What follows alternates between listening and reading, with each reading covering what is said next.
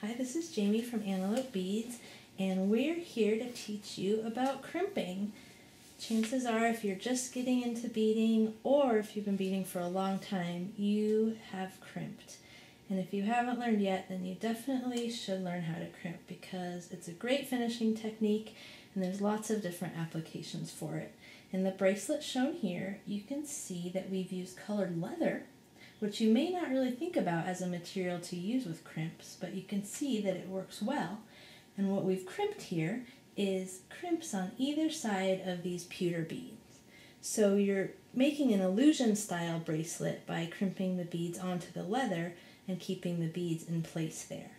You can see that these crimp tubes, which are the common 2mm size, come in all sorts of metal colors, so you can always get them for any of your projects. Here we have a bright silver, an antique silver, a gold, and an antique brass. And for crimping, there are specific pliers made exactly for crimping. And these pliers come in a couple of different sizes, but they're the same thing. This is your regular crimping plier, and this guy is what's called a mighty crimper. Now, chances are you have the regular crimping plier in your toolkit, and this is the one that I use more often than anything else. However, for the purposes of this video, we're going to use the mighty crimping plier, which uses a slightly larger crimp tube just because it's easier to see. Now, on these crimping pliers, when you hold it up, you can see that there's two holes there. There's the top hole that's called a rounder, and then there's this lower hole that has a little notch in it that we're going to use first. Now, I'm also using large sizes of crimp tubes. When you use the mighty crimper, you use a 3mm crimp tube. And again, we're just using this one just because it's a little bit bigger and easier to see. So what I've done is I've placed the crimp tube onto this colored leather here. And what I'm going to do is I'm going to use the second hole of the crimping pliers, the one with the little notch in it. And I'm going to set this crimp tube right inside that lower hole and make sure it lines up with the width of the tool.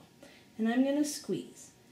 And the pressure that you can use is that of a somewhat firm handshake. It doesn't need to be too strong. You're not going to hurt it by going too strong, however. So you don't want to be too weak because it can slide out, and you don't want to do too hard, but like I say, a nice firm grip like you would do a handshake. I've crimped it now with that first thing, and you can see that that little notch in the tool puts a divot in your tube there. Next, you're going to turn that crimp tube, and you're going to sit it so it's in that top hole. And then you're going to squeeze. And what this does is it causes the two sides of the crimp tube to fold over onto itself and really secure that leather in there. So you can see that there's a little seam there, and that's what's caused once it folds over onto itself.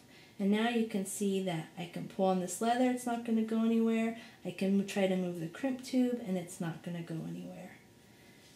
So, for this bracelet here, what we did is just place 2mm crimp tubes on either side of these beads and crimp them all in place so that the beads don't move around on the bracelet. And again, it's a simple process where you're placing the leather into the tube. You do that first crimp with the divot, which gives you the little divot in your crimp tube, and then you use it and cause to fold over onto itself as a finished product. You can see lots of ideas using crimp tubes on our website, antelopebeads.com, as well as lots of other techniques and tips for beading. Thank you.